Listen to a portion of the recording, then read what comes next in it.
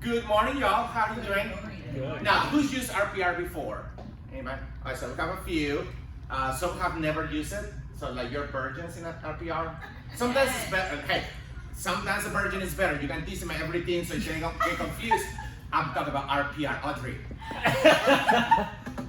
So sometimes it's easier that way because you don't get confused. Now, here's the thing. This morning I found out that actually the site is being relaunched with a new design. So all of you are gonna learn new things. Now, we do not have access to the new design, but don't worry, we'll already talk with Audrey. When the new design is out, we're gonna come back and show you where everything is. There are gonna be some new features. Actually, it's gonna be easier to use. So what we're gonna emphasize today is what you can do with RPR. Don't get too stuck in like, where do I click or where, because that's gonna change. So don't worry too much about like, oh, well, it's so hard to know exactly what everything is, because actually we're putting everything in new places so they're easier to be found. So instead of having to do multiple clicks, you're gonna have everything in the home page. So it's gonna be so much easier, but you're gonna discover everything you can do with RPR. Because, I've been using it, now it's what, 10 years, wow. I feel like yesterday when we created RPR. But it has been there for 10 years now. And I tell you, I like to impress my customers. I assume you do too. Okay, you wanna look good in front of your customers. I love doing that. And I like to impress them without too much effort. So that's even easier, okay? And that's something that RPR helps me to do. I love the reports. Who has ever done an RPR before? I answer that.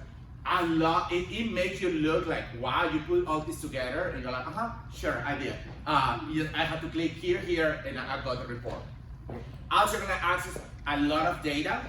Okay, some information is gonna be easier sometimes to find through RPR than it might be through the MLS. Saying that, the intention of RPR is not to replace the MLS. Okay, don't think, oh, then I don't need the MLS. There is something very important in the MLS, that is how much you're gonna get paid when you sell a property. Okay, so you don't wanna miss that.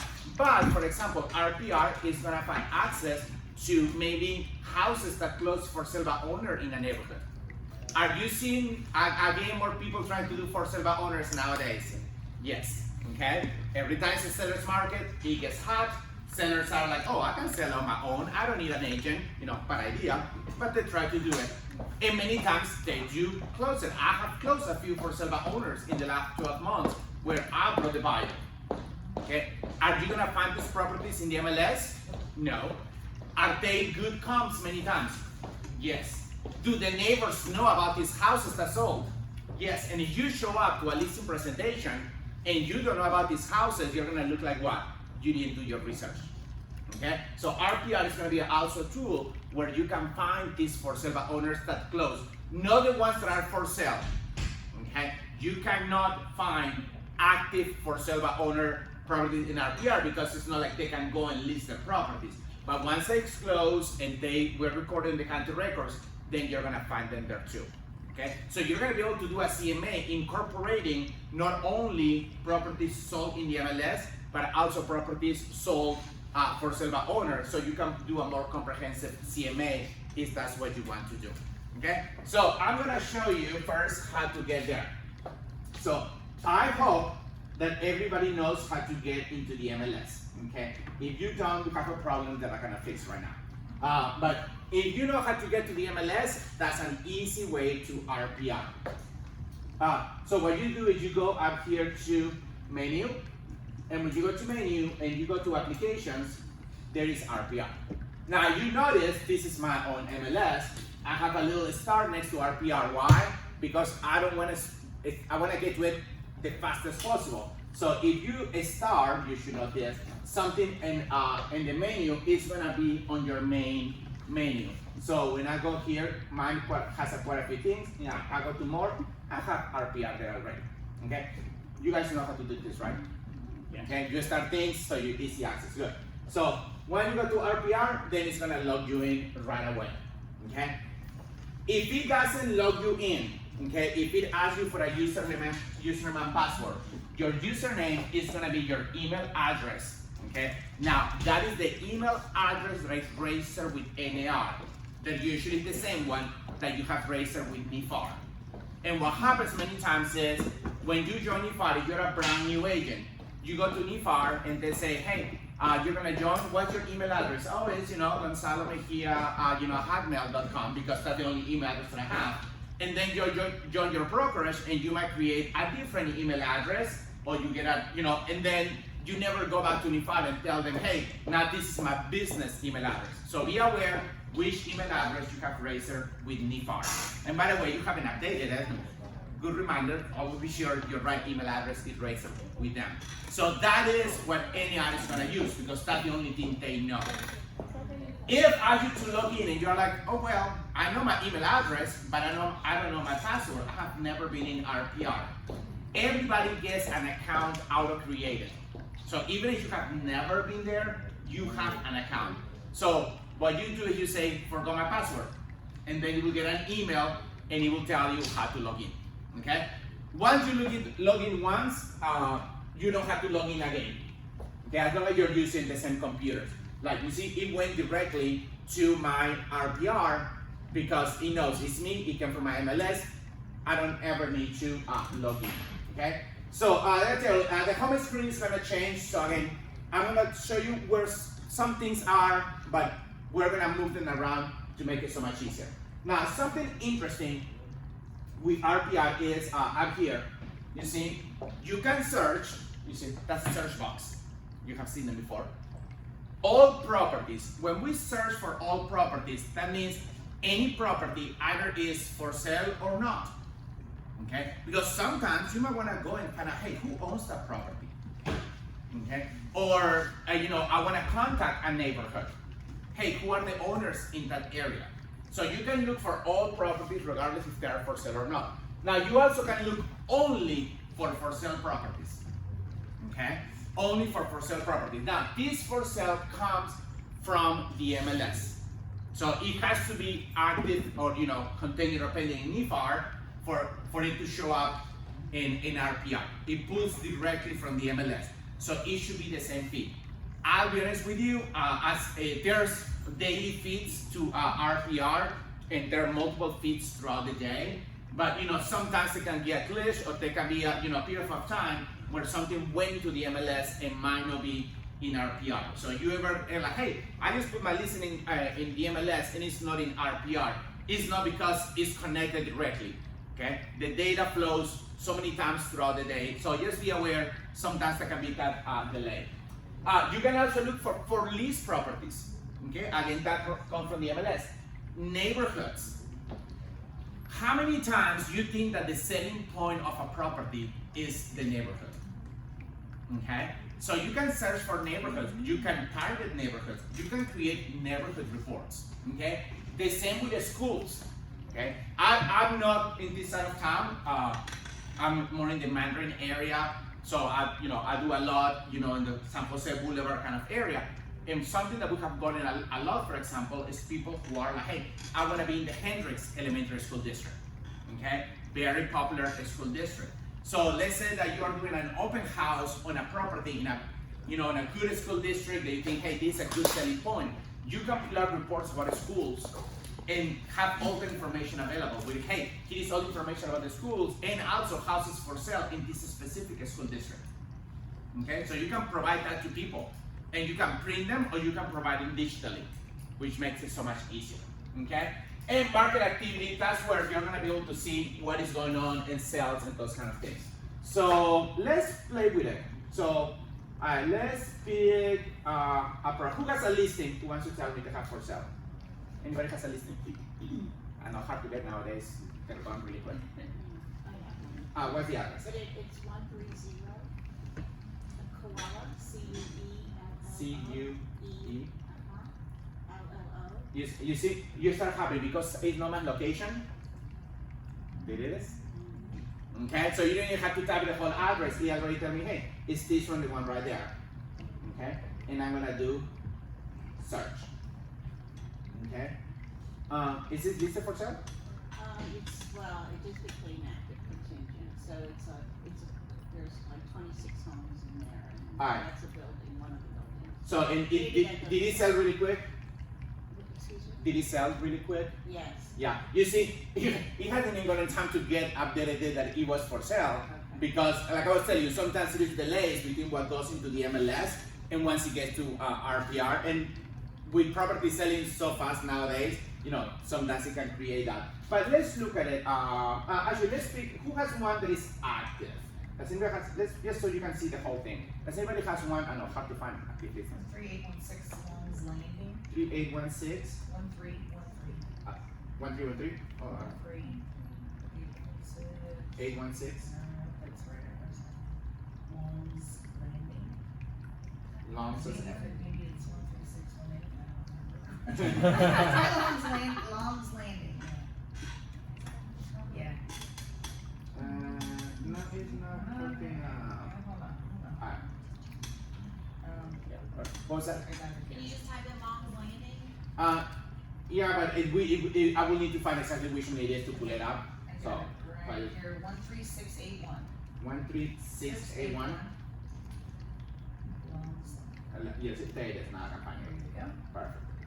You know, and when you do an ad, a good question about can you type a street? Yes, and then it's gonna give me all the addresses that match that that street name. So, all right. So you see now this one. So it says for sale. Okay, it is for sale. Hopefully we can sell it today. So Yeah. let's cross fingers. It tells me the listing price is 1.599.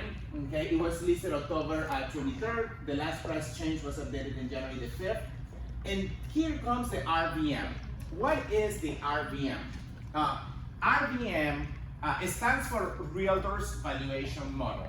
Okay, so RVM stands for Realtor Valuation Model. It is an automated system, just like the estimate is an automated system. Okay, so it's not prepared by an appraiser. It's not that an agent did a CMA on the property. It's just a computer system based on sales in the area.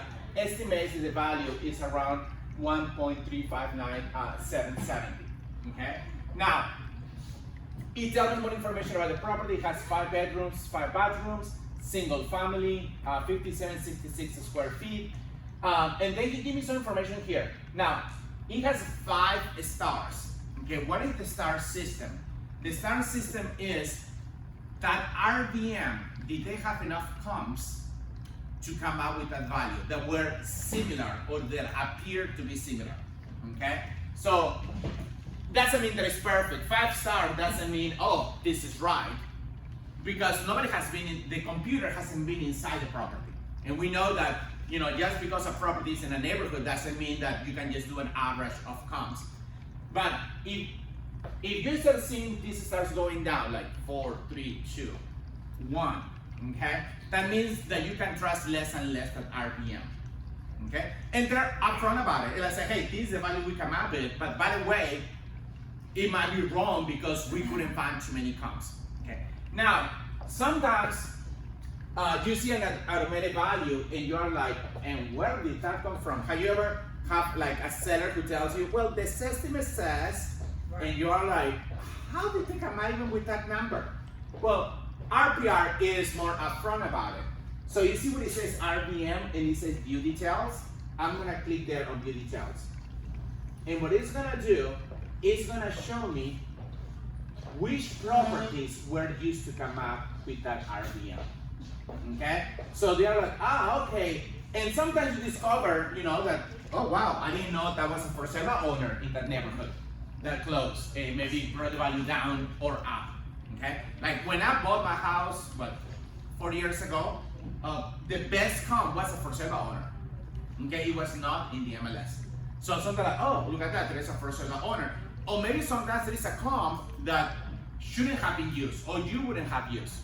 Like one time I was doing a CMA for a townhouse in Oxford Chase off Gay Parkway, into Spulte Homes townhouses. And you know, I look at it and like, okay, you know, this years ago. So back then it was like around like 240 to 250. Yeah, that's, you know, everything is very similar construction. I go to the RPR and it says 232. And I'm like, what the hell? Like, am I missing something? So I click on view details and there have been one hot foreclosure in that neighborhood that sold for 205. Okay? Now, does it mean then that the whole neighborhood went down in values? No, because one foreclosure doesn't define a market. But if you took that one off, it would have been between 240 and 250. So of course, I went to the seller and said, hey, I believe in between. So we listed 245 and we sold it right away. So sometimes when you click and view details, you discover, hey, there is a reason why it might be wrong, it might be right. But at least you can see where it came from. So it's not like a mystery, like how did they come up with this number? Am I missing something? And I'm gonna show you that if you don't like the comps that RPR use, you can create your own too. Mm-hmm. So you can do your own thing, so you don't have to use what they give. It tells me that in the last month, the value actually went down 46,820. Sorry, Liz.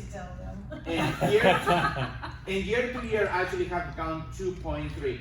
But again, that's the RVM. Okay. Now I'm gonna show you also how to figure out what's going on in the market in general. Okay. So if I'm gonna scroll down, it had the pictures, nice pictures. It had the description. All these came from the MLS. Okay. It tells me who the owners are Mark and Terry Show. Scout. I'm sorry. Yeah. Hey, nobody gets my last name, so we're even Steven. We're even Steven. And then it gives me facts about the property. Now, it has the public facts and it has the listing facts. The public facts are the ones that come from the public records. The list facts are the ones that come from the last time the property was listed. Okay? Can they be different sometimes? Mm-hmm. Yes. How many times have you seen a property in the public records where the square footage is wrong? Or maybe there was an addition, you know, and it was. Yeah, that's perfect. Yeah, you see? Yeah, the county records, it says 51, 58, while the listing facts say 57, 66. Maybe something wasn't closed or was added to the square footage. So those differences can happen. Also, it can happen that both are wrong. Maybe since the last time the property was listed for sale, okay, could have been even quite a few years, now the owners have made some changes. They enclosed part of the garage, or or they added something. Or maybe they put 2 bedrooms together, so instead of being a 5-bedroom, now they have 4-bedroom. People can change the structure of the properties. And that is where your changes can come handy. So if there is something different that is neither the listing or the public facts, you can say whatever you see. So, actually I talked to the owner and they told me they made some changes. So instead of 5 bedrooms, now they have 4 bedrooms. Now the size actually is wrong. The last agent didn't do it right. It should have been 54, 58. Okay, whatever it is. And I'm gonna say save. Okay? Now what happened when I say save? It's gonna save in my RPR. Who can see that? Only you. Okay? Only you. Nobody else can see it. Okay? So I made this change in my RPR account. If any of you log in and look for this property, you're not gonna be able to see that. Okay? You're not gonna change the county records, don't worry, okay? I thought you were gonna show Change the it. computer, yeah, you can't just go No, not yet. That's Audrey didn't pay for that part, so we can do that different day. Okay. So any change you make, you can save. Okay. You can clear, meaning that you can make it back to what it was before if you need to. Okay. So, but yeah, remember that's only for you. By the way, something I forgot to mention up here. There is a section for notes over there. There are going to be sections for notes throughout the system. Okay. More notes there. Again, the notes are for who? Only for you. Okay? Nobody else can see them. Now, I can tell you something. When you print reports, you can choose to include the notes. So, just be careful what you write on those notes. Because if then you say include my notes, then they're gonna go in the report. And now anybody and everybody who gets the report can see it. Okay? So maybe the seller called you about this property and you were taking notes and you're like writing, oh, these people are crazy, like a listing alert about these people, but at the end you decided to do it.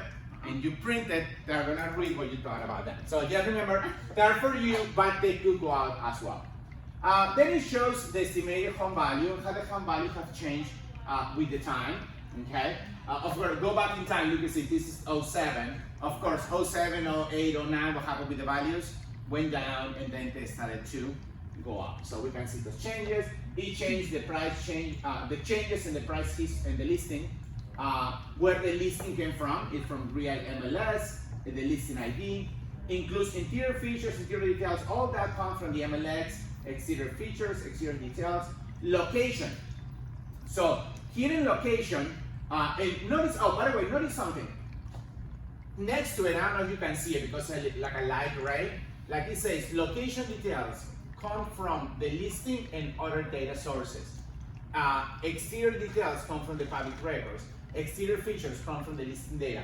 It always tells you where the information comes from, and that also is printed in the reports. So that way, when you give a report to a customer, it's not like you are promising any of that information, or you are saying, I can assure you this information is correct. It clearly says where it came from. That way you're not responsible, like, hey, you told me, no, it was in the report and it said that it came from somewhere else. So something that I like is it gives you the flood zone, okay? So it tells you this property is in flood zone X, okay? By the way, I never said that a property is not in a flood zone. I think that's a horrible thing to say. It's in a flood zone X. This is Florida, everybody's in a flood zone, okay? There is a difference. Some of them require flood insurance and some don't require flood insurance. So this property is in a flood zone that does not require flood insurance, okay? Doesn't mean you shouldn't get it. Actually, very cheap when you get flood insurance in zone X. So I always tell my customers, even when you're in an X, you might want to consider getting flood insurance because it's going to be cheaper. And that's not the water. It is, you know, it kind of, that's how. It's crazy, yeah. Hey, you reduce the price to 800, I have a wire. Right. So, yeah. Walkability score. Now, again, this is Florida, so we don't walk places, okay? It's too hot, okay? If I have to show houses during the summer, if it's the same block, I'm gonna walk with you. Otherwise, we're driving even if you put one block over, okay? I sweat too much, I'm not built for this, okay? I melt. So, here in Florida, you know, we don't walk as much. We don't have sidewalks everywhere. So these walkability scores usually is gonna be quite low, okay? Ratings is 1 to 5. This one has 1 overall, 1 in amenities, 1.3 in leisure. If you have people who come from more metropolitan areas who are used to walk places, just let them know. We don't do that in Florida. Now, you find a property, you know, in the middle of St. Johnston Center, in the middle of Riverside, in the middle of San Marco, probably the walkability scores are gonna be higher, okay? You do one maybe Neptune Beach, you know, like where things are around, but they tend to be lower. So it's kind of like before your customer freaks out, like, what? Yeah, you know. Something I love about my neighborhood, it has sidewalks, which is hard to find many times. Other details, it comes from the listing data. Schools, I love schools because how many times do you have customers who care about schools? Okay. What is a little detail with our MLS? Schools is not a required field. You can enter a listing into the MLS without including schools. Okay, and also they could be wrong. And that's one of the reasons, because like, we cannot trust this agency that they're gonna do it right. So, but customers care about a school. So based on the location, RPR determines what school is associated with that address. Okay? And the score, the rating of the school. And where does that information come from? They're gonna come from a third-party vendors. Okay? I tell you, this comes really handy. Like this one time, for example, I was working with an investor, and this investor wanted to buy properties to rent out, but for him, a school district was very important. It's like, hey, I want to find a house in a school district that is easier to rent. So, you know, we got different criteria, but that was part of it. So I had a spreadsheet with the addresses of all the properties that he wanted. Okay? And then I went for each one of them, I went to RPR, find the school, find the rating, put it on the spreadsheet, and I send it to him. Okay, and I color coded it. You know, I get kind of, you know, nerdy with that. I love my Excel spreadsheets. And so I color coded it. You know, and I said, you know, the A rated schools were a color B, and he's like, oh, okay, give me all, you know, red and blue. Skip it by everything else. So, and he was very thankful that I was providing that level of information that he wanted, and it was so easy to access to. Okay, so now, again, never guarantee schools. Remember, it can change, especially if you're selling a property, you know, right before the summer or during the summer, you know, between school years, you know, they can be withdrawing of the school district. So never say, oh, I promise you that this will be always be the school. HOA came from the listing data, public records, tax information, how much were the taxes. And no, a lot of this information you also can get in the MLS. So it's not like, you know, information you have never seen before. Data records regarding deeds, okay? When the property was sold, okay? Now, you say, Gonzalo, I can go to MLS, I can pull up on tax info and I can get a lot of that data, okay? And I do it a lot. But it is nice to have everything where? In just one page, okay? And that's why on my phone, I always have the RPR mobile app. Because all that, you also can get it through the app.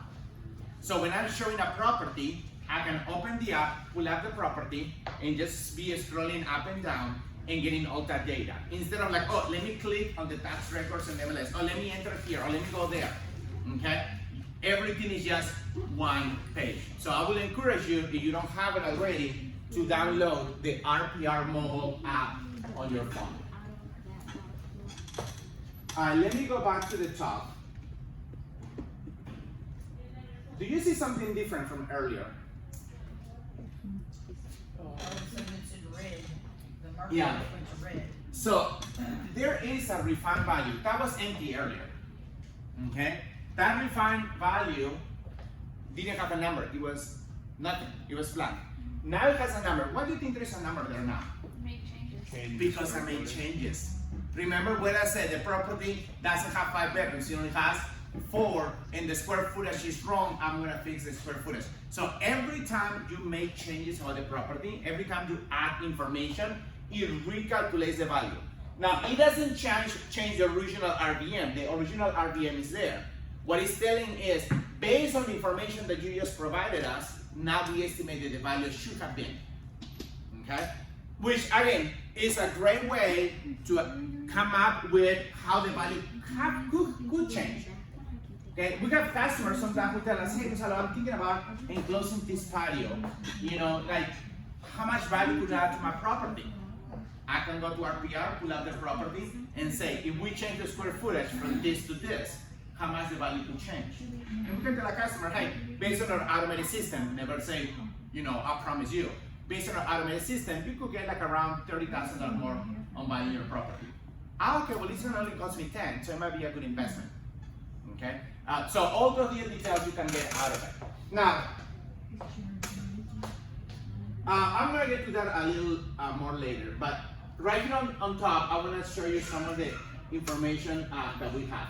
So this is history. On the history tab, mainly what you're gonna see is a lot of historical information, like the value of the property, the assessed value of the property, every time the property was sold. It also shows you the last time the property was sold. And you can select between public records and listing records. Okay? Now apparently the property has not been listed before. Is that correct, Liz? Okay? Yeah. But if I go to the public records, it is there. So again, many times you might go to the MLS, you click history in a listing, and it says, oh, it doesn't say anything about it. But here you can click immediately public records and it shows you when that property was sold, even if it was not through the MLS. We're gonna keep scrolling down. We have the tax information, okay, for the last 3 years. So you can see the taxes for the last 3 years. And also gonna show you mortgage records and distress info. So mortgage records, and this also you can access through the tax tab in the MLS, is what mortgages have been associated with this property. Now I can tell you something, sometimes they can have errors. okay? Because mortgages don't get recorded properly. Like I was talking, when I was getting this video from a friend of mine who's an instructor, and she was saying that one time in one of her properties, a mortgage showed up, and she hadn't gotten a mortgage for it. Just they had been recorded improperly, and it was attached to her property. Then thankfully the mortgage then showed us paid off, so she's like, okay, you know, I don't have to pay for it. When I used to own a property in Pensacola, and I went to the county records, and there was no mortgage. I'm like, whoop, whoop, mortgage free. They have reported one county over, okay? So it wasn't showing in my record. So it might sometimes could be inaccurate. So don't totally rely on that. What is on distress info? Okay, and this is something that might become relevant, hopefully not, more in the next couple of years. Distress info is, has any lien spending have been filed against that property? Okay, has it gone through foreclosure? And for the ones who were here, during the financial crisis, okay, we know how many times people will call us and say, hey, sell my house, and then, 3 weeks later, like, hey, foreclose, and they never told you that it was foreclosing, okay? They were hoping at the last minute they could sell it and save the day, okay? Some people will be upfront, and some people just, with reason, they were ashamed of the situation, and then you want to say, hey, I'm already behind, a year in my mortgage payments, and the bank's about to foreclose. So you'll be able to see that information here, okay? Now, the lien spending could be old, and it has been remediated. Maybe they, pay and everything is good to go. So I would say if you see information there, just be tactful how you talk that with a potential seller. Don't show up and say, behind on your payments, got you. Feel like, what? So, but if it's important, I say, hey, during my research, it popped up that there was a lien spending back from November. Do you have any information about it? Maybe it was a mistake, maybe it's a different property, or maybe it is. Oh, yeah, we didn't tell you, but we haven't paid our HOA dues for last year because we hate the president, okay? That is a problem. HOAs can foreclose on a property. I have seen property being foreclosed by the HOA. And I tell you, I have people who get pissed, like, oh, they fined me because, something, and I think that's unfair, so I'm not gonna pay it. And the fine gets worse, and worse, and at one point the HOA can go and say, hey, we're foreclosing. Right up here, and there are typical charts, and all of this is going to show up on the reports, okay? So it's not for you really to, oh, do I need to review all this information, Gonzalo? That's a lot of work. No, it's, if you like data, you're going to love it, or if you have customers who love data, okay? Have you ever dealt with a customer who is like an engineer? Okay, how are they? They like graphs. They like graphs, quite annoying people. Numbers. Yeah, very annoying, okay? Very annoying. Yeah, see, shaking your head. Yeah, I'm an engineer, thank you. So I mean, you have those customers who love data. Like right now I have this one customer. He used to be like big guy for GE, now he's retired. He's actually the one looking into his hardware. So. Okay. And I could tell the moment I met him, he was all about data, okay? So I knew he would love the RPR reports. So when he asked me for information, I sent the RPR report, and I know he's like Saturday night, just grabbing some ice cream and having fun with the report, okay? They love this kind of things. Now, the only thing I'm gonna tell you is if you're gonna give this data to the customers, you need to become familiar with the data too, because they are gonna come back. And I tell you, when I sent him the report, I knew he's gonna find something. Yeah, but he mailed me, he said, like, Gonzalo, on page 7 of the report at the bottom, he mentioned this number, like, why? Okay, and I was ready, and I replied and answered his question. But again, you have a lot of data, median estimated home value versus median listing price, median sales price versus sales volume, median listing price versus listing volume, listing inventory, inventory distressed properties, price per square footage. You see, lots of data, okay? And all of this can come out in your report. Now, if you don't want it in your reports, I'm gonna show you how you can also skip it, okay? Because you have the opposite. You have those customers, you give too much data, and it's even worse, okay? You have the ones who are already dealing with the emotional part, and now like, now I have to read all this report, I cannot do this, and they freak out, Okay? And then you have the ones who it's not that information is gonna go over their head, okay? It's gonna make a few laps, never land, and then go away, okay? So you need to know who your customer is and what kind of data you can share with them. Now I'm gonna go back here to the summary where I was showing you about the refund value, okay? So you see where it says refund value, we talked about that. There is an option to edit at the bottom, but you also can do it this way. And again, it's gonna change, but I want to show you different ways. So here, in this refund value, is where you can make changes or incorporate information, okay, that can give you a better idea of what is the value of this property, okay? Like for example here, it shows that when I changed the number of bedrooms to 4 and I adjusted the living area, the value went down 23,000. You can see it here. That's how the 1,359 minus the 23 became 1,336, okay? Again, if I was playing and I don't want it to do that anymore, I always can say restore original, boom, it's gone. Now, have you ever had a customer who tells you, well, I just remodeled my kitchen and I spent $30,000 in my kitchen. Where is the $30,000 in your report? Can I add $30,000? Okay, so something you can do here is add a home improvement. Okay, so I can do a major kitchen remodel. Let me say, major kitchen remodel. This is an upscale property, so I'm gonna say an upscale property, and I'm gonna say it was done maybe June of last year. They were bored during the quarantine, so it's a list. Hey, a lot of people do this. Start painting. Okay, and I'm gonna add that. Oh, that, I like that. Okay, now I put 30. However, it only add 27,000. Okay, where did this come from? Depreciation. Depreciation, exactly. And that's what I tell people, like, hey, you have used it for a year. It's not a new It's not kitchen. bad, though. Okay. Also, NAR does an analysis every year of return of investment in home improvements. Okay, so many times it comes from there too. Now, again, it's an estimate. It can vary by market too. And even though NAR does the report national, they also do regions, so it's based on a region. But we know even inside the city, in some neighborhoods might have an impact different than other ones. In some neighborhoods, it can be too much of an over improvement. Okay, you don't spend $30,000 in a new kitchen, in a house, that is only worth $130. Okay, so but it helps you to come up with an idea of where how that really works.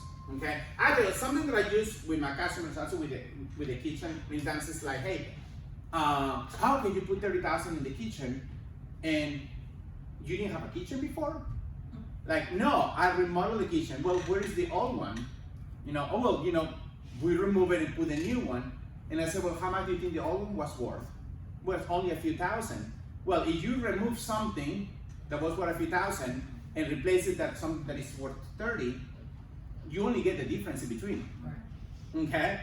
You have something that was worth 10 and replace it with something worth 30, you only get 20. That's how much you really added. It's not how much you pay for it. Right. It's how much you added. And now it's a year old, so you're like, I'm giving you 10. Okay? But Right. but it really having those conversations. What's the amount of the remodel you put in there? 30. So this one at 30 upscale, June 2020, so maybe a year ago. Major kitchen remodel. So I did the same thing, I get 17. And the same property, Long Landing, yeah. and you do Oh, major. yeah. It says manufactured stone. Oh, veneer thank you. That's a good question. Apparently I click. I don't wear my glasses. Let me see. I'm gonna do it again. I think when I click, my mouse might have moved. Major kitchen remodel upscale, June 2020, 30,000. Oh, yeah, That's what's thank not you. half. Yeah. I was like, what am I doing wrong? Yeah, no. I think when I click, That's why I I it said moved. 27. That's not really that bad. Yeah. That's pretty good. They give them a lot of value for that. Yeah. Yeah, I was. Yeah, okay. Yeah, thank for noticing. Yeah, I just misclicked. Also, something that you can do is add something that maybe needs to be done to the property. Oh. Okay, and like, hey, your property, needs a new roof. Okay. Oh, by the way, something that is not here an improvement, I forgot. Pools are not here. Okay, before you ask me, hey, can I add the value of a pool? It's so relative, okay? And a pool in Florida has a whole different value than a pool in Minnesota, okay? Right. So pool and pools comes in different sizes, you know. So we don't have an option for that, but we do have an option for other. So if you want to add something, an improvement that was done, you can do it as order. I have a quick question on Yes. improvements and maintenance.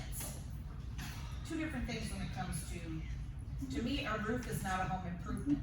To me, a roof is maintenance. If a roof is required on a property, it's more maintenance than it is an improvement. Oh, correct? yeah, well, this is, so, you mean if I put a brand new roof in a property? Right. Here's how I explain to my customers, okay? A brand new roof in a property definitely has more value than a property with a 20-year-old roof, okay? But a brand new roof doesn't really make much difference than a roof that is 5 years old. Because what do people expect? To have a roof, okay? A roof that works and that I can keep for a period of time. So I always, when my customers come and say like, hey, I just put a brand new roof, and I said that's gonna be a great selling point. Right. But that doesn't mean that somebody's gonna pay you more. Oh, it's 1 year old now, so I'm gonna get less for it. No, it's a newer roof that you're gonna have to replace for a number of years, and it works. Okay, and it has a warranty, so you don't have, if I buy a 15-year-old roof, then I have to think, okay, in 3-5 years, the insurance company is gonna ask me that I might have to change it. Right. Okay, so definitely a 15-year is worth less than one that is 5.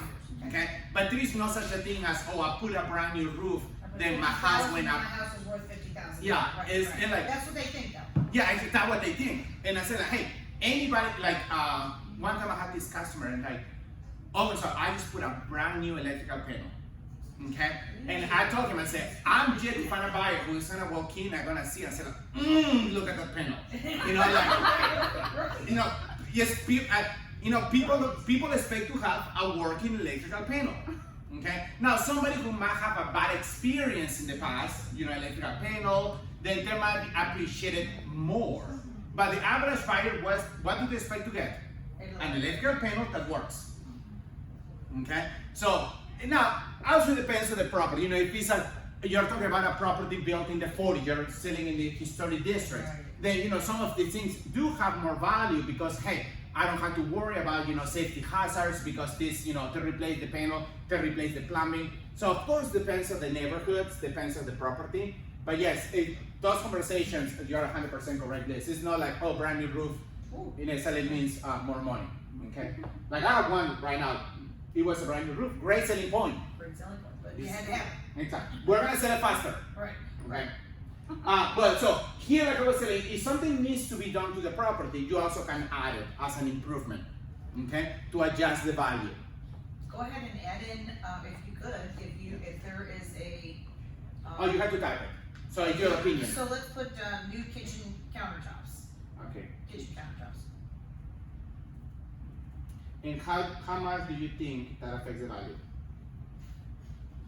Depends on And that one property, like you was on 10,000. Sure. Okay, so I'll put it there. So it's for reporting purposes. Right. Okay, so that way when you present the data to the customer, you can, everything is there. And when things that are already printed sounds more legit than you telling somebody. Okay, Right. if you do a CMA and say, but you need new countertops, so we're gonna have to take money off of it. No, I already saw that number.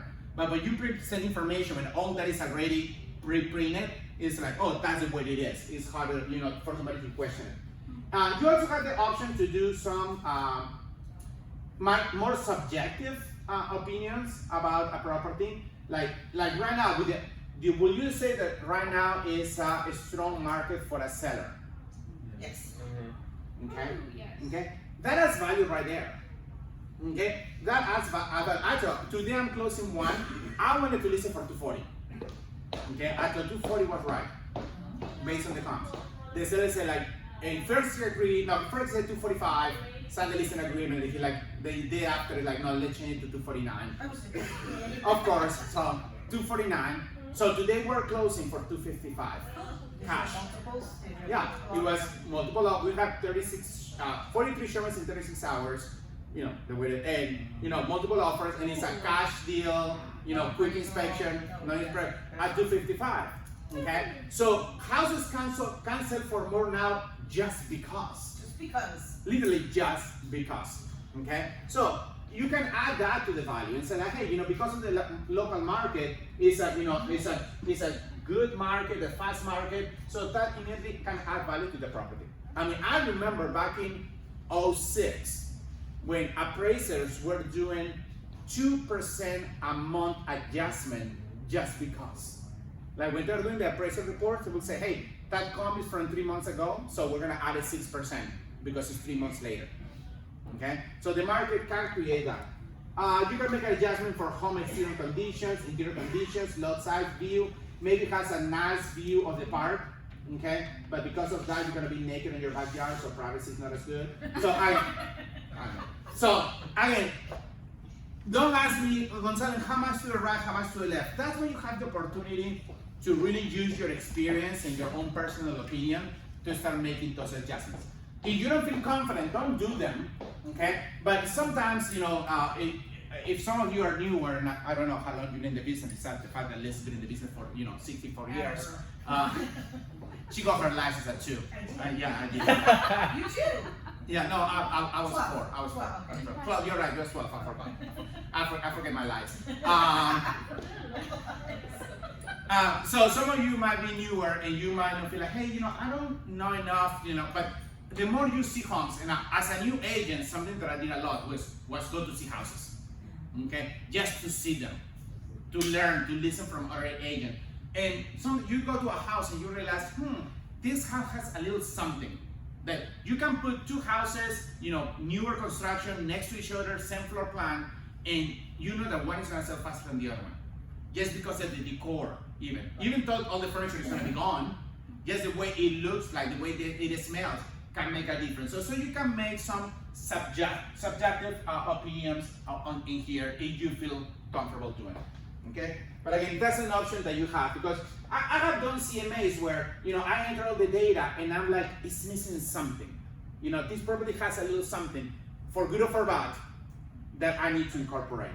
So, and you see, if I go back to the top, then it showed me that 1,359,770 after making all my adjustments. Now the estimated value is 1,404,719. I'm gonna go here to comp analysis. And here is when you can choose your own comps and come out with your own values, okay? Even the refund value is still using what? The comps that the system selected, okay? You're just making adjustments to the property to see how those, using the same comps, the value can change. On comp analysis, you choose whatever comps you wanna use, okay? So, 1 through 5. Easy, just follow the steps, okay? You cannot do 4 before you do 1, 2, and 3. It won't let you also, okay? So we keep it simple for you all. So confirm facts. So again, it's gonna show me all that information about the property. If I need to, I can make changes if that is the case. Not everything looks good, confirm facts, okay? Number 2, search for comps. Okay, let's find some comps. So when I do find comps, what it's gonna do is gonna give me a default search criteria. Okay, so it tells me, hey, I assume you're looking for single family because it's a single family. Active pending and active and pending, okay, and sold, and the days between the last 6 months. Okay, usually that's what we do, and it's saying also, probably you're looking probably with at least 4 bedrooms, at least 4 bathrooms, with a square footage between 4,300 and 7,300. Kind of like it creates a search criteria based on what the property looks like. Okay. Now you can make adjustments from there. You can say like, no, I don't care about the size because everything in the area is around the same size, so I don't care. Or maybe size is important. I tell you, if I'm doing a condo, size can be very relevant because I might be looking only for units of the same size. Because units of different size must sell at different prices. Maybe you want different number of bedrooms, bathrooms, so you can change whatever you want. maybe the time, like, hey, the market is hot, so you show me the last 3 months. Okay, I tell you, the other day, my husband was doing a CMA yesterday. Gonzalo, I don't know why the comps are so different. Like some of them are like around like 240, and some of them are around 280. Like such a difference. And I said, have you looked at the dates? Because you're looking at a comp from 6 months ago compared to a comp from last month. That can be the difference where the prices are, in such a range. Okay, so in a hot market, you might want to be like, hey, let's see the latest ones. Okay, like let's look at the last 3 months. But again, you choose. I'm gonna keep it on 6. Okay. By the way, if you could even go back 12 to 18, I would say before you go back 12 or 18, talk to your broker, talk to your manager. Like, hey, is this because that can be very risky. Okay, but you have the option to do so. And I'm gonna say search. And what it's gonna do is gonna show me here in the map my comps. Okay, and they're reflected by little houses. Hopefully you can see them. Each one of them. And you have color code down here. Orange is the subject property. Green is recently sold. Gray is off the market. Dark blue pending. Light blue for sale. Now I can zoom in if I want to. Like I'm gonna zoom in right here. Let me see what is for sale. And here is one that is for sale. I'm gonna click on it and it tells me this property is for sale. It's listed at $1,899,999. Oh, I guess they are doing $1 off. 8 bedroom. I hate those listing prices. I hate 180. Like this in Walmart. Okay, nobody's gonna be like, oh look at that, we're gonna save $1. Like don't get me started. So it has 8 bedrooms, 7 bathrooms, 6,700 square feet. I can click on it, okay, more details, and it will take me to the page for that property, so I can look more into it. Or if I believe there is a good comp, and I say like, yeah, click there. Let's use that one as a comp. Okay. Okay, let's see what else. Here is another one for sale. Oh, this one is pending for $1,195.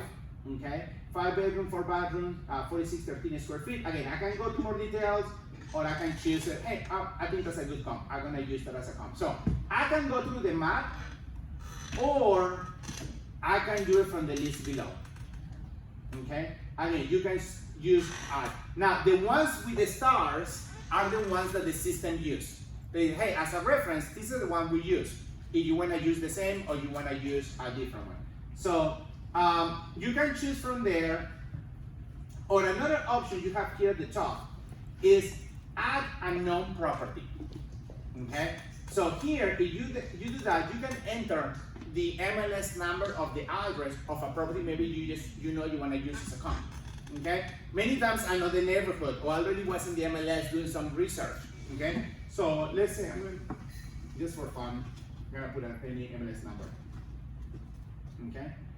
I put an MLS number. It gave me it's a property in Blue Jack Lane in San Agustin, Florida. Probably it's not a good comp, but I just gonna put it there. By the way, something that I forgot to tell you in the results. Here in the results, let me put. Let me get right here. Days in the system. You see what it says days in the system? Okay? Usually that matches how many days the property was listed or how many times it was in the market, because that's how many days been listed. I'm gonna click there, and what it's gonna do is gonna sort them by days in the system. Now in this case they all have numbers 63, 19, 188. If I get a 0, if a property says days in the system 0, you know usually what that means? For sale by owner. Because they never hit the system as a listing, and they just hit the system as a sold property from the county records. Okay? So when you're looking for those comps, I will say, click on those days on the system and see if you get any zeros. And it's gonna sort it from less to more, so those are gonna pop up first on the list. Okay? So if there was any for sale by owner, you have been here at the top as a 0. I would say look at them. Maybe they're good comps, maybe they are not. Even if they're not good comps, I will say look at them. Why? Because when you show up, especially if it's for a listing presentation, what the seller might mention. Hey, what about that for sale owner has sold, 1 street over? And so you already looked at it, you're gonna be, oh, I saw it, but it sold for less, probably because they did for sale owner. That's what I didn't use it as a comp. Okay? Or maybe it's a good comp and you include it as well. Okay, but that's the way you recognize for sale by owners when you're looking for comps. If you are sorted by days in the system, or even if you just go down and you look for the zeros. Okay, I think you sort it, it's easier because they pop up faster. What happens if you selected a comp and then you thought it was a bad idea? You can just remove it. Okay? Once I select my comps, I say, okay, I'm gonna use that ones. Step number 3, let's make adjustments. Here is where you can look at the property and decide if that property is better or worse than your subject property. Okay?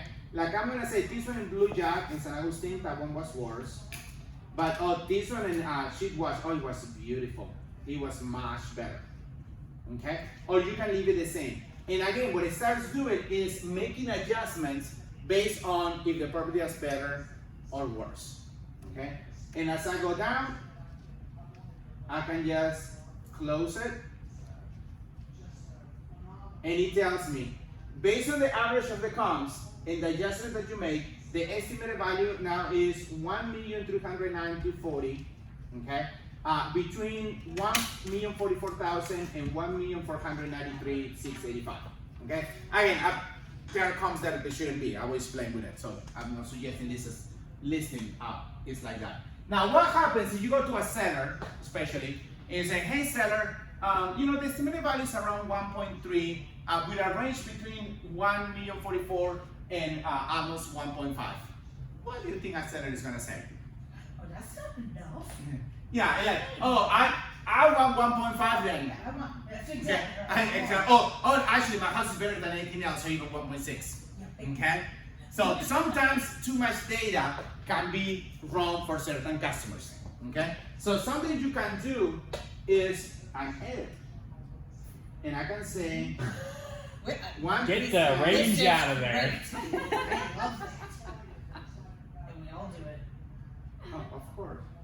And I still want more. Okay? Nice. I like it. Okay? Yeah. Because sometimes those ranges can be too wide, and it really opens the conversation that you might not want to have. And it was one comp that was way off. Now, this one was way off because I picked a house in San Agustin that, really created that wide range. Okay? And then I can choose create a report from there. Or you can go from here to reports. Okay? So let me show you the different reports. Right now, and this is going to change a little bit, but you have property reports, you have seller reports, property flyer, mini property report, valuation workout, which workbook, which you're never going to use. That's for appraisers. Market activity report, neighborhood report, school report. Property report, I would say, is better for buyers. Okay? Property reports tend to be better for buyers because it has just information about the property, general information about the market. Okay? The seller report will include the CMA portion of it. Okay? And the comparables and all that information that you usually share on a listing. Doesn't mean that you're gonna use one for the other. Okay? Maybe your buyer wants to make an offer and they wanna, hey, show me comparables in the area. What do you think the value of the property is? I would say the seller report probably, even though it's designed for a seller, might be great for a buyer really to make an offer who wants more specific market information. But property report is great just, for somebody, hey, I just wanna know about the general market, the area, and things like that. Okay? Like, years ago, we had these customers, actually, we're reselling the property now. They were coming from England to buy a vacation home on the beach. So, we're only gonna see a few properties for each one of them, instead of just showing up with an MLS printout, like, hey, give information about the property. Somebody's spending, $1.5 million, you wanna give something more than that. So we did a property report for each listing that we're gonna see that day. It was only 6, okay? So we printed, we put in a little ring, we include the MLS sheet, so each property we could give it a full report like that. Oh, that's for me? Ah, it's from Margaret. Are you Margaret? You can be if you want. If we celebrate not yet.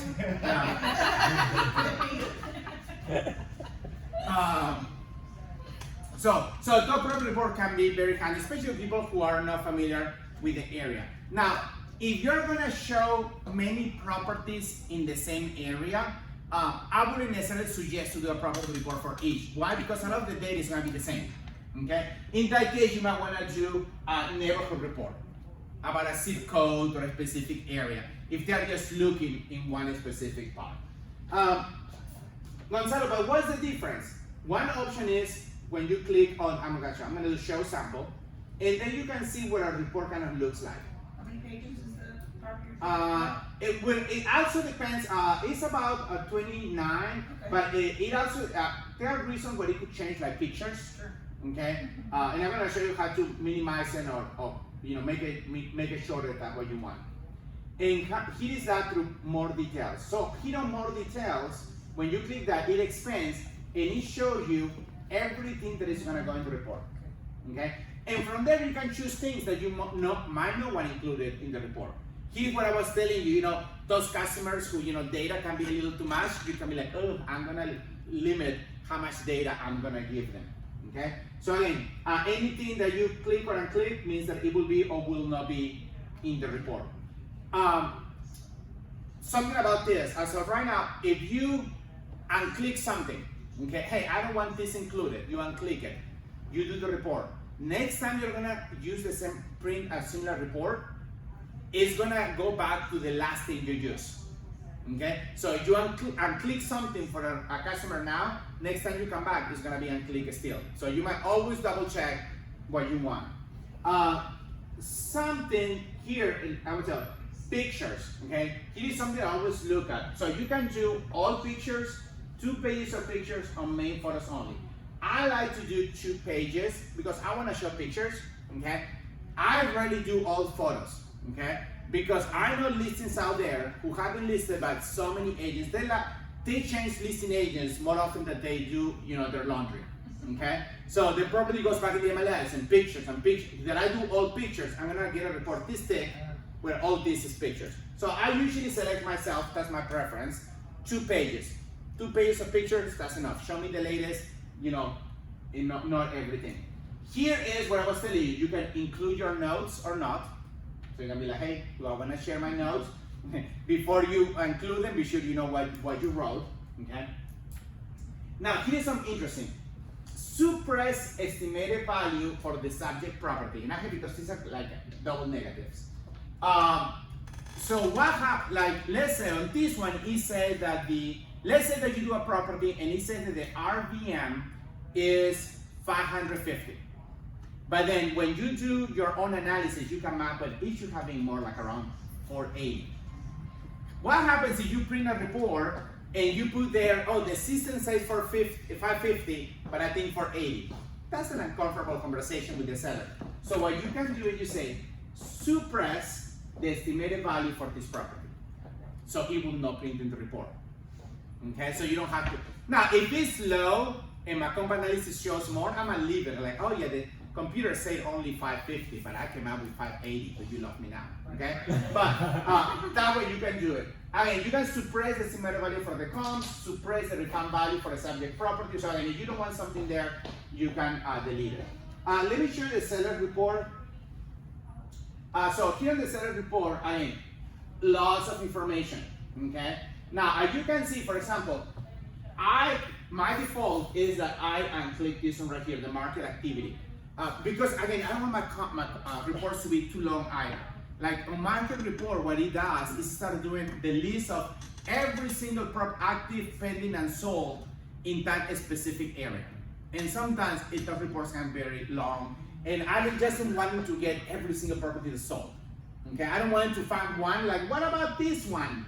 Okay, so I myself like to control what data they get regarding sold properties. So that's what you're gonna see, that's my default. But again, you do what you want, okay? But I just want to show you have different options. Pictures, I do 2 pages, Now, once you select everything that you want, you can come down here and you have 2 options. You can display now and you can do by email, okay? I like to do display now. So when you do email, what it does, it will send a link to whatever email address you have there, okay? If it's your customer's email address. I am a control freak, so I don't want to send things to my customers without me being sure that it is what it is, because I can make mistakes too. I have run a report and I realized, oh, I forgot to suppress the estimated value. Oh, I forgot I didn't want to include that, okay? That's why I myself like to do PDF, because I can see it.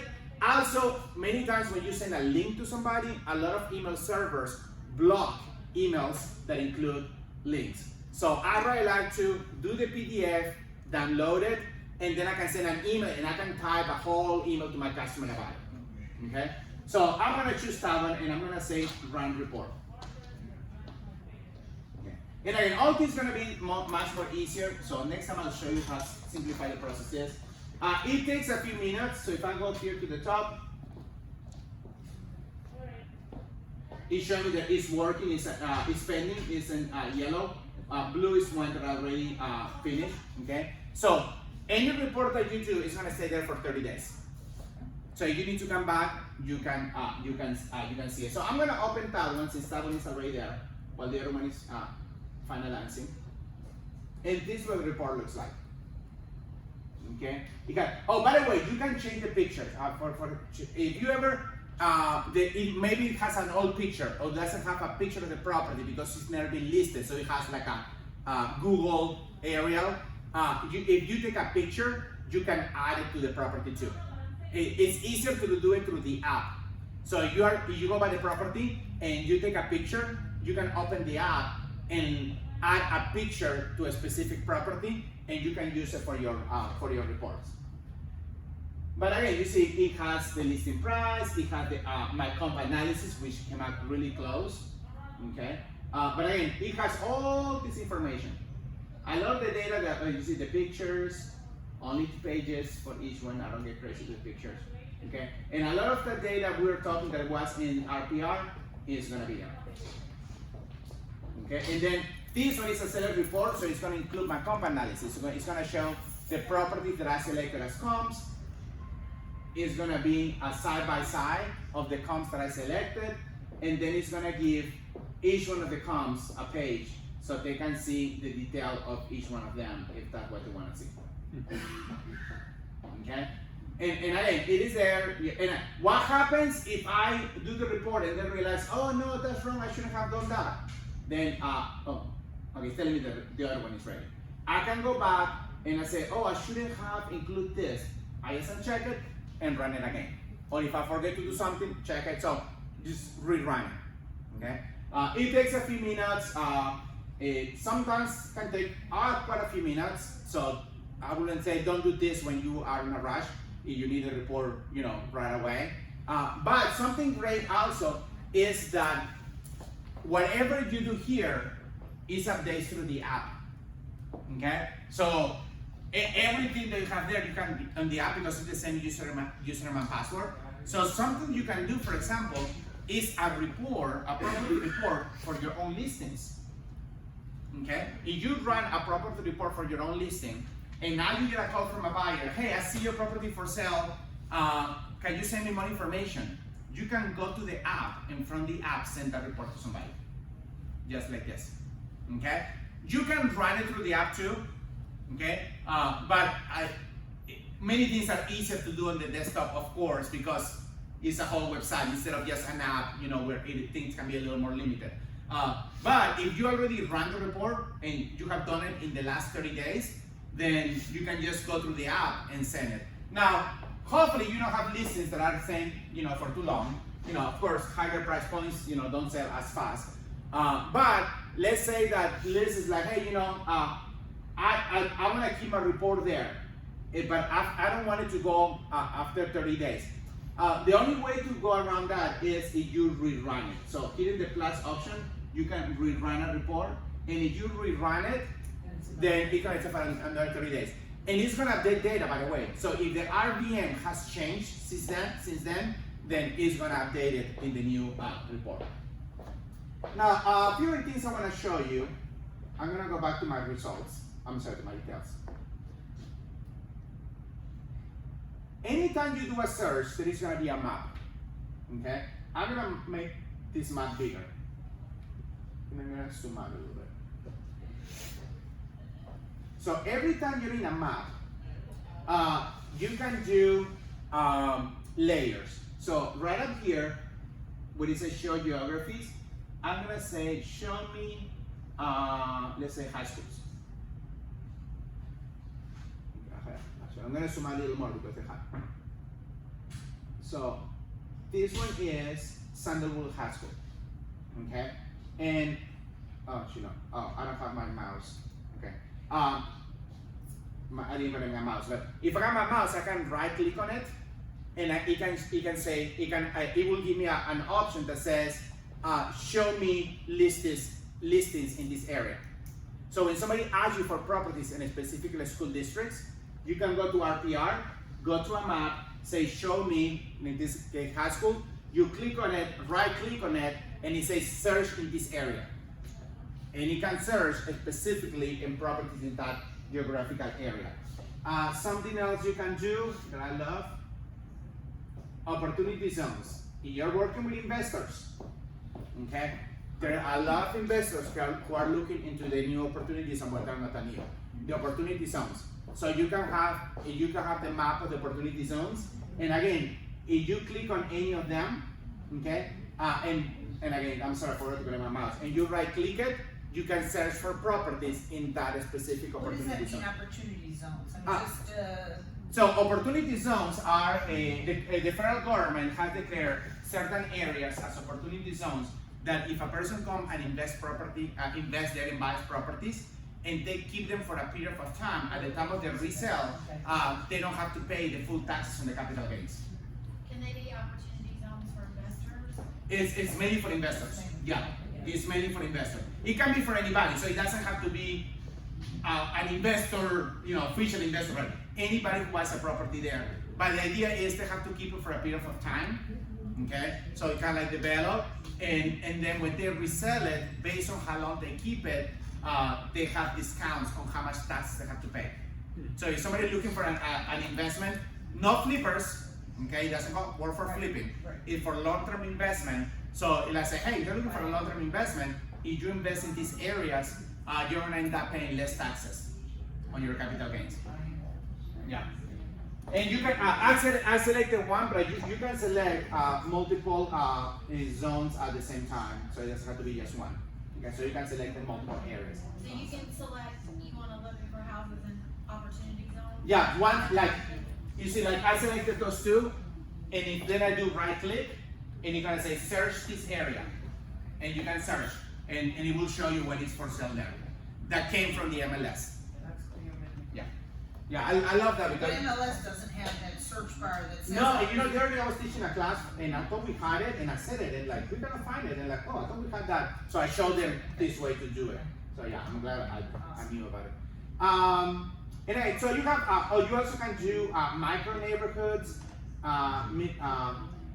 macro and micro neighborhoods. So this one is, oh no, well, that's a weird name. Oh, I'm sorry, I did sensor block. You see my mouse? I did it again.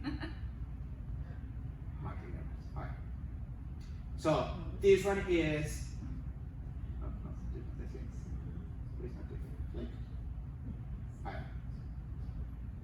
this one is called Greater Arlington. Okay? So I can do micro neighborhoods. Where, for example, this one is Holy Oak Forest. It's like subdivisions. Okay. What is that one? Rolling Creek. Macro is the bigger. Yeah, micro is you kind of think as a whole region. And again, I can look at specific. If I do right click, search homes in this area. Something else that I like to do is use a map pin right here.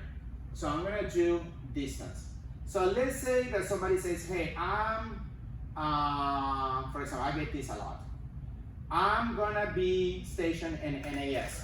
And so I wanna leave no more than 30 minutes drive.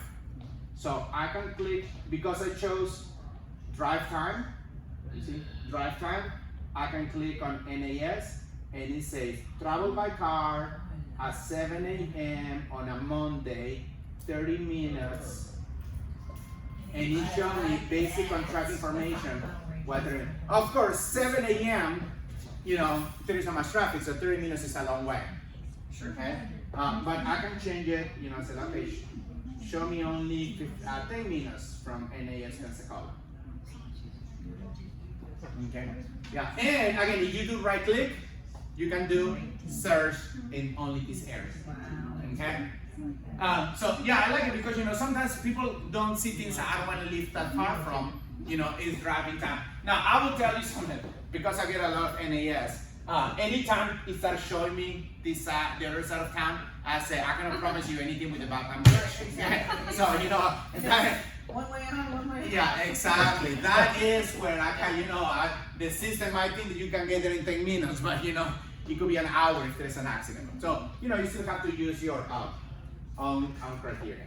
I'm gonna go back to the home page, and again, you have a lot of information about recent properties, recent searches. A lot of the things that you do recently is gonna be there. So you like, it's happened to me. Oh, I talked with this person about this property. I forgot the address. Because I look it up on RPR, I can look at the recent properties that I look for, and like, oh, there it is. I found it. Okay. Also, you can look for the schools. Okay. So, like, I'm gonna do 32207. You see, Jacksonville, Florida, 32207. Okay. And it shows me the schools in the area based on that zip code. Okay.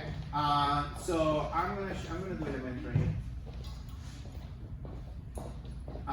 And there should be, let me go down. By the way, they're here in the map too. Like it is Hendrix, okay? I can look for properties near to the school if somebody wants to be in that school district, okay? I also can go to the page for Hendrix Avenue Elementary School and get more information. And then I can go to my reports and select a school report and do a report specifically for that school district. And it's going to include information about the schools, and it's going to include information about properties for sale and sold in the area. Okay? Actually, guys, these kind of reports, you know what is great for too? Does anybody still host open houses? Do you try to do open houses when you can? I know some listings sell so fast that it's, you know, by the time you want to do an open house, it's gone. But what is one of the biggest challenges that you find when you do host an open house? Like, what do you do an open house for? You want to get what? You want to sell the listing, try to, but you also want to get what? Buyer leads, okay? People come in. What is something hard to get from a potential buyer once they come to an open house? Their contact information, okay? Even if you have a sign-up sheet, okay? How many of you have a fake email address that you give every time that you don't want people to contact you, okay? So even if you have a sign-up sheet, you know, people put whatever information, or they scrabble it so you can't even read it, okay? So getting contact information is hard. Guys, it makes sense. If somebody comes to me and says, hey, give me your email address, do you just give it away? Just a straight no, you know, because you're like, hey, you know, you go to the store, hey, you know, would you like us to send you an email with all discounts? You know, you might think it, but some people take it. Oh yes, send me your weekly discounts. But they do it because they're getting something in return. Personal information has become something of value. People don't share the contact information unless they believe what? They're gonna get something back.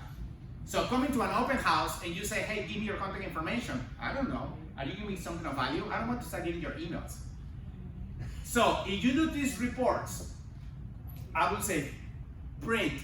Now, how many copies will you print for an open house of a report, you think? 20, 30.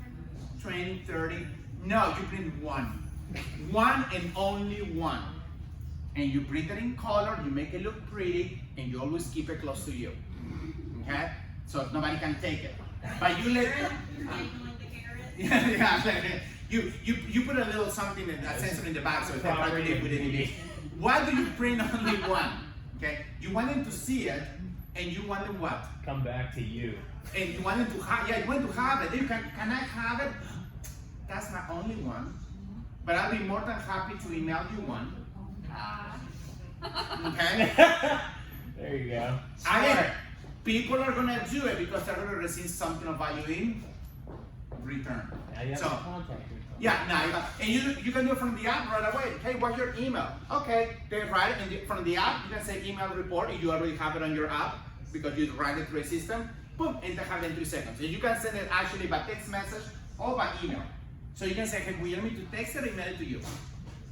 Okay? Boom, easier to get the contact information. Okay? So I always tell people, don't print copies for everybody, just don't give them away. Okay? Get something in return. So if you are hosting an open house, Mhm. you have your one copy, and they're like, oh, what is that? Yeah, and I You let can email that to them. Yeah, I can say like, oh, that sounds great. Oh, would you want me to send you a copy? Even if they don't ask, if they don't say, hey, can I have a copy? I say, would you like a copy? Oh, that would be great. Okay, great. Would you want me to email it or text it to you? Oh, email it. Okay, write down your email address here, and I'll send it to you right away. Okay. Well, you gotta play the game, baby. Yeah. Okay.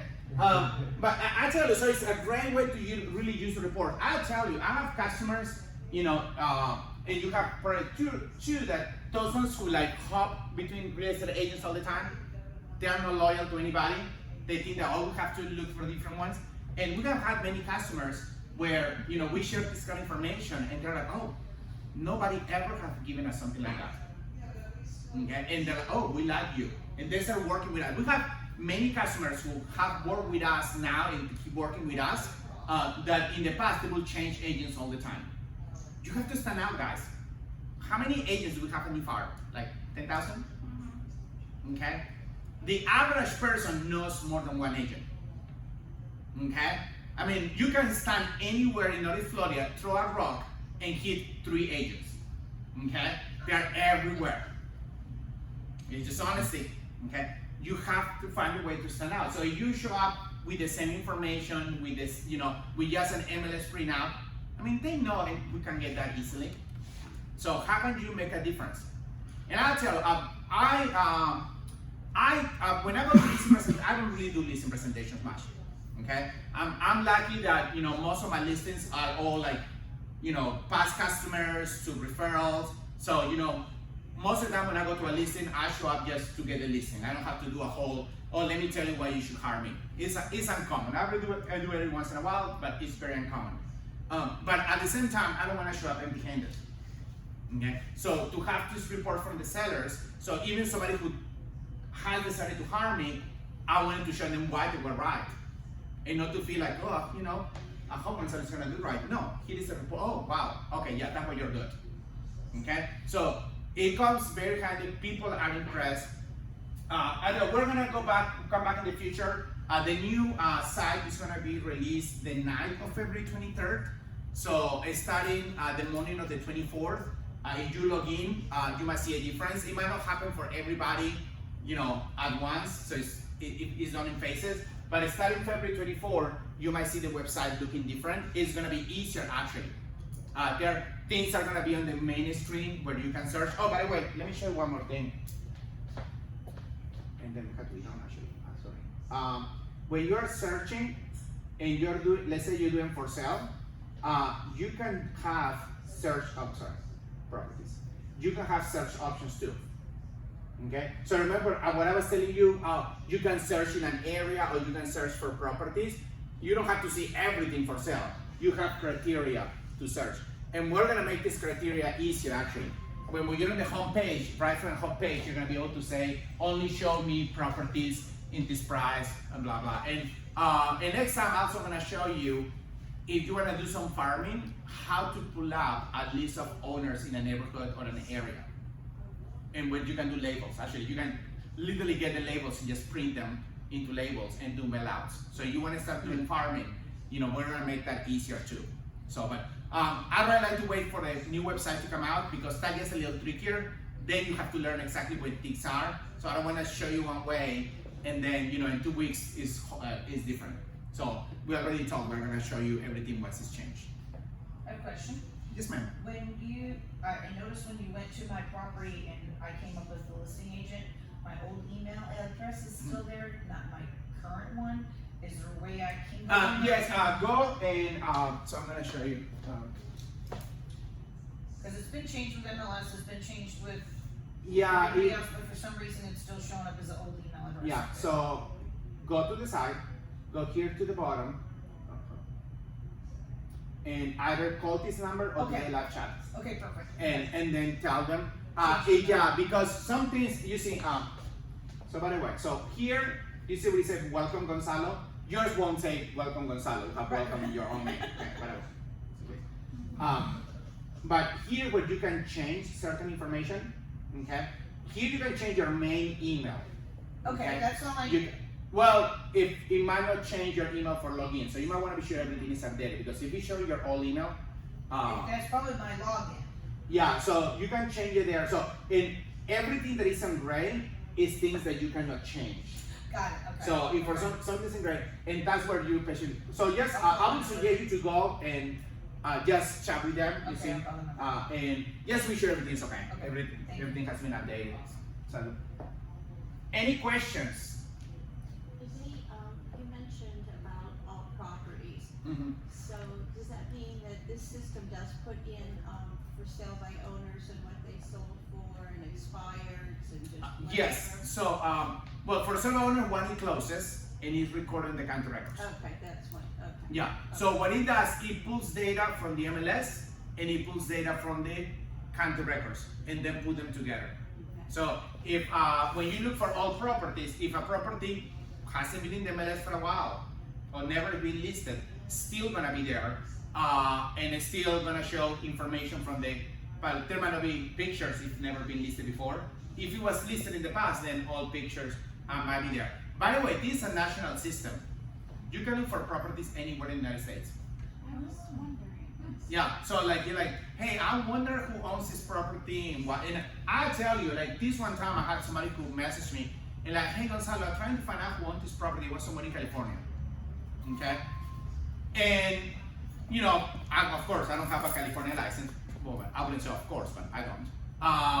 And but something that I appreciate is when because I use social media a lot. The ones who follow me on social media know how much I love social media. A lot of my business come from social media.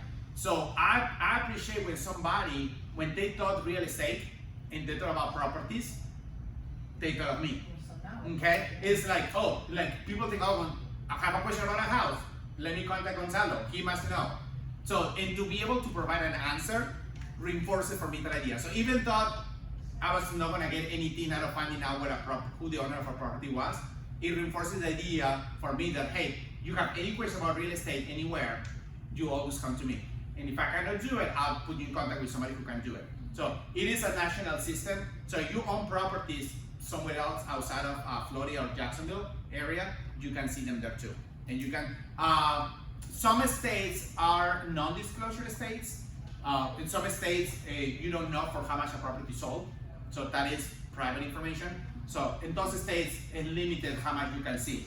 But that's just a handful. So you can really pull up properties anywhere. Yeah, it's a lot. I'll show you a little bit. Okay. Just, I guess just go ahead and play with it and just. Yeah, and I would say play with it because I tell you, you know, and I know it's always, I teach this a lot, and I always say, I make it look easy, and I don't want to say that it's difficult, but it's easy because what? I use it all the time too. Okay? The first time you're gonna be like, how do I do this? How do that? And you might get stuck. So don't do it, don't start playing with it when you, I'm gonna use it for this listing appointment that I have in 2 hours. Bad idea. Okay? Because you're gonna be stuck and you're not gonna get frustrated. So play with it when you can before you really need it. So pick your own listing, pick your own house, pick any address. If you want some help also, I'm gonna go back to the homepage. Here at the bottom, you have a blog and a learning option where you can, there are some videos, there are some materials that you can use. And the new site, we're moving it to the top. So it's gonna be easier to find if you wanna learn more how to do something. But it is there. RPR also has a group, a page on Facebook, and they post videos, and they're always improving the system. So, but I would say just start playing with it. If you need help, you always can call me. I cannot promise I'm gonna answer right away. Okay, I'm busy, so you know, I teach classes, I sell real estate, I travel, so it's hard for me to be always available. But just FYI, if you have any questions, always reach out if you want to. But if you know something on the spot, I would say the phone number in the live chat, they are better because they are there waiting for you, okay? And it's all beautiful people in that call center. So when you call them, you're gonna be like, yeah, We're not ruthless. yeah, So the Pretty cool. RPR mobile is this little one with the squigglies? yes. Mm-hmm. So you work for RPR? No, man. Oh. No. But when I was using RPR and loving it, and that when NAR was looking for people to tell other agents about it, I said, oh, I'll be happy to. So, yeah. Great. Because I believe I use it. I wouldn't talk about it if I didn't use it myself. Oh, this is like a one-stop shop. This is awesome. Yeah, I love it. But we'll learn more about it. We'll do it again. Don't worry. Well, thank you very much. Well, Thank thank you. you. My pleasure. Nice to see y'all.